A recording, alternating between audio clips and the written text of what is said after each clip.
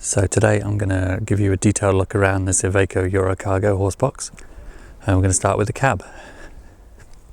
So most things in the cab are pretty standard, but you can see it is tidy throughout.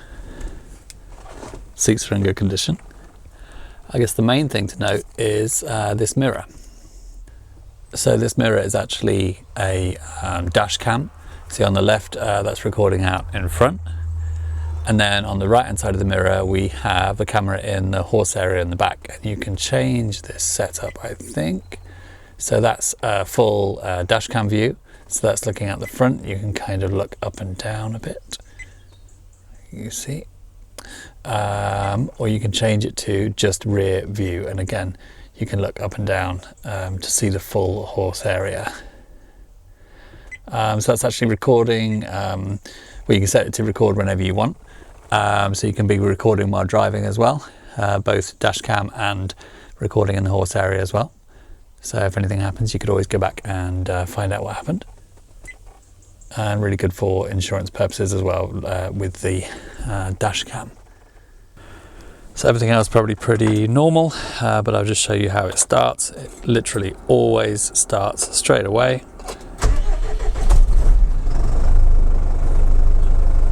Runs really well. There we go, ready to go. So now we're going to head on into the living using the door from the passenger side. So let's head on and I'll show you around. Okay, I'm just going to close the door, try and balance the light a little bit. Just inside the door are these light switches. This is an external light that is above the door, and that really lights the area outside, so you can make sure you're not falling out into a puddle. And these two do the interior lights that are in the ceiling. So here we are now inside. I'm going to take a seat on here, which is really comfortable. It's very deep. You can really get sunk into the back of it. Very comfortable to sit on. It's actually all down. I can't remember if it's goose or duck down, but it's very, very comfortable. Feels really deep when you sit in it. Just very, very comfortable place to be. So this is where the remotes are stored, over here in this little pocket. Let's just put the TV on. I'm going to turn the fireplace on for a bit of atmosphere. So it's not heating, it's just lighting up. So you can see the TV is on. The TV is Samsung Smart TV. It's connected to an internet hotspot, and so it just kind of gets channels from there. There's no aerial on the roof of the lorry at all. There's no dish or anything like that. So how do I get rid of this?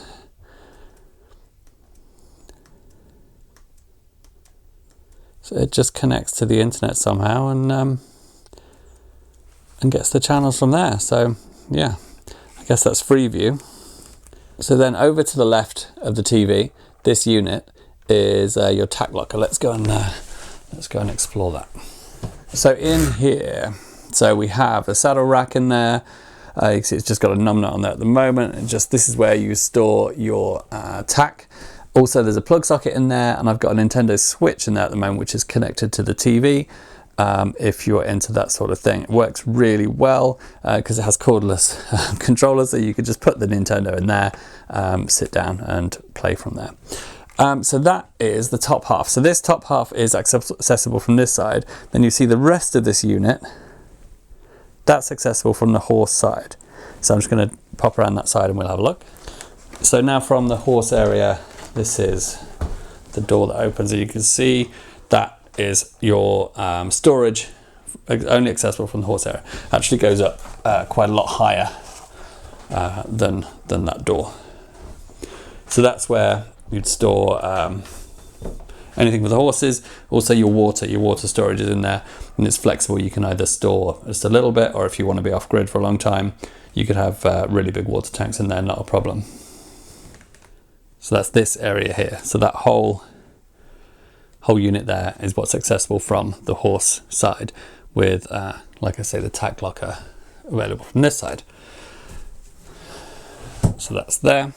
Coming around, this is the general storage. So these units all have doors that close themselves.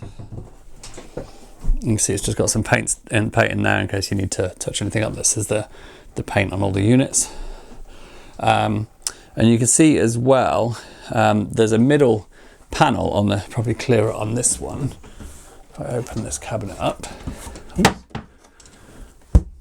So the cabinets have a middle panel.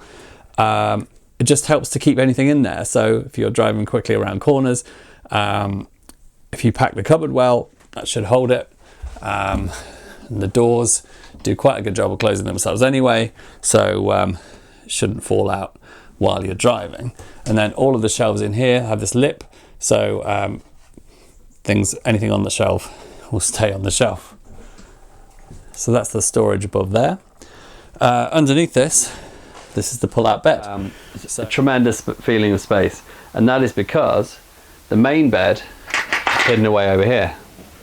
So you just drop this down,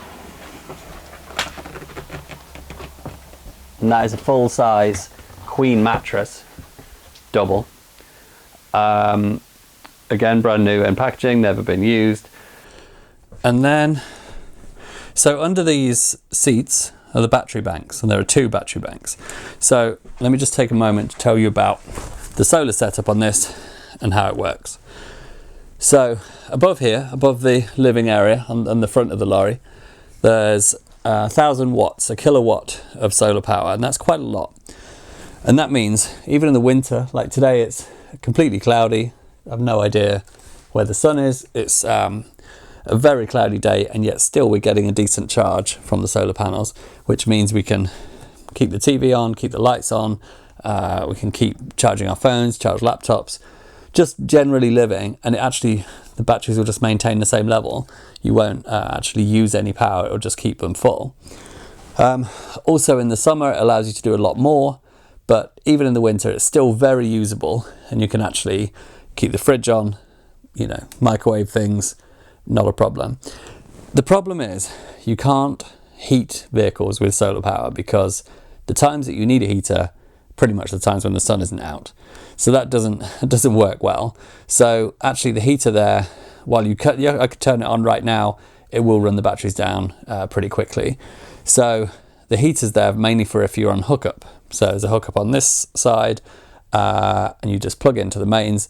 You don't have to do anything, you don't have to switch anything inside. It automatically detects you've done that and switches over, and that actually charges everything from the hookup. So then you can use electricity like you were in the house, use everything at the same time if you want. That'll be fine. And then also when it's got electricity to spare, it will charge the batteries. It'll even charge your lorry batteries too. So it'll actually keep you topped up when you're on a hookup if you need to. But I would say for the most part, unless you're in the middle of winter, it's very well insulated in here. It doesn't really get very cold anyway. You could run without hookup. You could certainly boil the kettle, make drinks. You could microwave your dinner. You could heat the water up. You could use the dishwasher. It's not a problem. You just won't need hookup unless you're, if it's midwinter and you're staying away in it for a weekend, you might want to just for the heater. Anyway, if you don't need heating, I would say you don't need hookup. So that's solar power. So the other things to note about it is it totally maintains itself. You don't have to do anything. It does a lot of clever stuff to keep the batteries maintained as best it can. There's 2 battery banks. There's one for, they call leisure batteries normally. That runs what we're looking at now. It runs a TV, runs all the electricity sockets, that sort of thing. Then there's the lorry battery bank, which is what runs your, like a normal vehicle has a battery. That starts the vehicle, does the lorry lights, all that sort of thing. When the leisure batteries are charged up, the solar also starts charging up the lorry batteries too. So it keeps the lorry topped up. You don't need to keep the lorry on a trickle charge like a lot of people plug the lorry in when you get home. Unless it's undercover, you don't need to do that, because those solar panels will keep that lorry battery topped up. Again, totally in winter, all the way through winter, not a problem. So that's solar. So it's totally fire and forget solution. You don't need to do anything with it. You just literally leave it and it does its thing, and it just you live on magic sky electricity. Okay, so now we know all about solar. Actually, I'll just show you this bit down here. So this is where you can see how we're doing. So you see it's 24.8. I'll give you some sort of guidelines about how that figures, but that kind of tells you how much battery you've got left. At the minute they're fine. It's a decent amount of charge. But anyway, let me show you around. So there's a hook above there, maybe jackets, coats, whatever.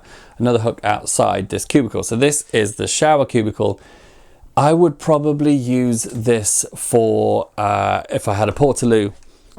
I'd drop the portaloo in there, and it's like I said, obviously it's a shower, sealed shower unit there. You've got the shower controls over there. It is a shower tray, but I would use this as the, you know, place to put the portaloo. If you want to have a shower, you just drop the portaloo out, put it somewhere, and use it. But this is not, you know, this isn't somewhere you spend 45 minutes having a, you know, me time shower. This is somewhere you could just go and have a, you know, emergency shower if you need to. It is kind of fun. It's got some settings for the lights. You can change whatever color you want, things like that. Kind of fun, but for the most part, I guess you just want bright. There you go. So that is the shower cubicle. So let me just close that up. Light switches we've done. So let's go over the kitchen, I suppose. So there's a really nice sink in there. It's not plastic, it's ceramic. It's has a really nice feel. Coming across the worktop, we have electric hob. This is touch controls, pretty simple to use. There you go. We have the microwave. It's one of those combo microwave things.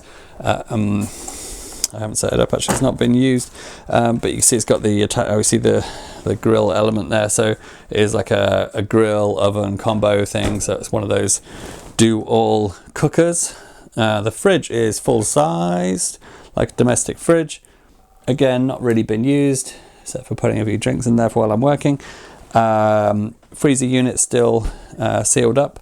There's that fridge down there. Dishwasher is the same. I've run a couple of test cycles on this to make sure the plumbing's fine, and it is, but not actually properly been used.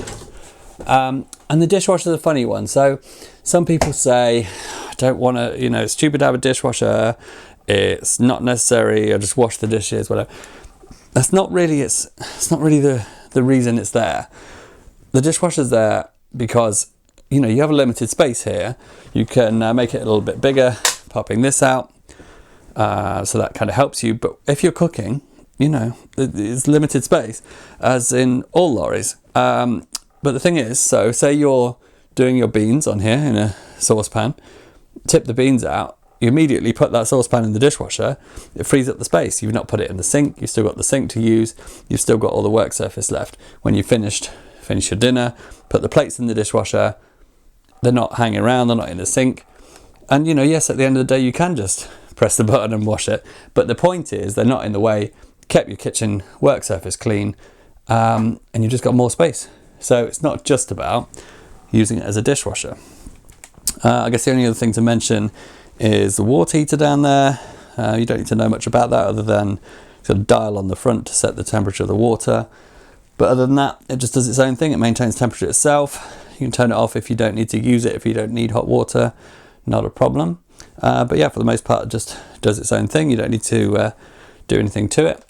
The door to the horse area there, the fireplace.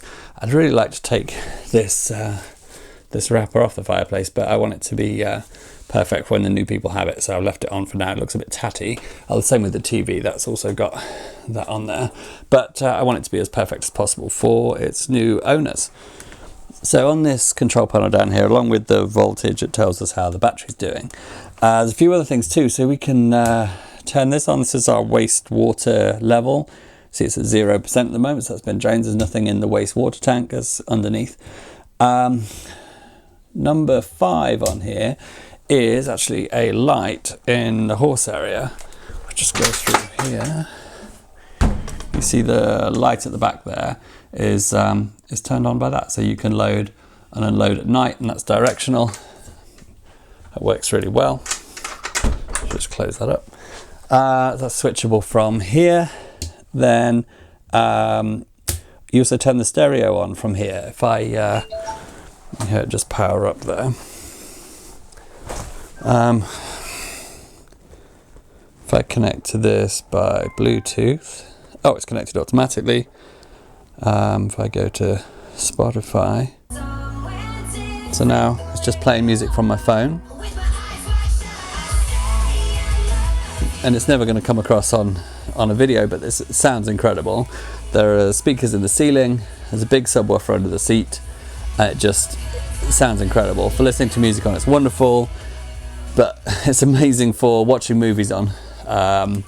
You know, watching big cinema movies, it's just fantastic in here. There's a really nice screen. It's as big as you could get in something like this.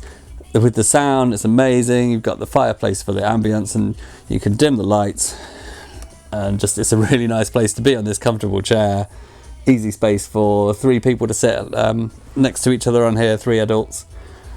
It's just a really, really nice space. It doesn't feel like you're in a vehicle at all. So the horse area in the back, space for 2. Everything has been refurbished except for the padding on the divider. But everything in here has been refurbished, so a horse actually hasn't been in here since this has been done. It was removed, the floor was cleaned underneath, everything has been resealed and repainted, the ceiling is all new, everything has been rust proofed. It's as close to a new trailer as you can get. And like I say, a lot of people will tell you need to have your engine running to do this, but you don't. The solar panels on the top, probably generating as much as we're using right now, so it makes no difference.